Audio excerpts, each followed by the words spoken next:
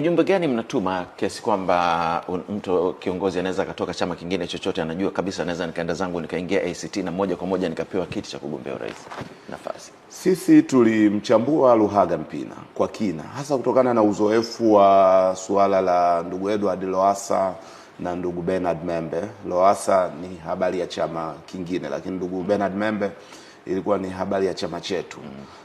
Lakini wote walikuja wakarejea Chama cha Mapinduzi. Ndio nasema kwamba ule uzoefu wa yale matukio mawili lazima ulete tafakuri ya kina ya ndani, na kwa hiyo niseme haikuwa kazi rahisi kukubali tu kwamba ndugu Luhaga Mpina awe mgombea urais, kwa sababu ya uzoefu wa nyuma. Aliyeng'atwa na nyoka akiona ujani anashtuka. Lakini uchambuzi wetu ukatufikisha katika hitimisho kwamba Mpina jinsi alivyo behave katika bunge lililopita halikuwa ndio mpinzani namba moja wa serikali. Yaani mule ndani tulikuwa na wabunge 8 wa upinzani wa kuchaguliwa, na tulikuwa tuna wabunge 19 wa viti maalum.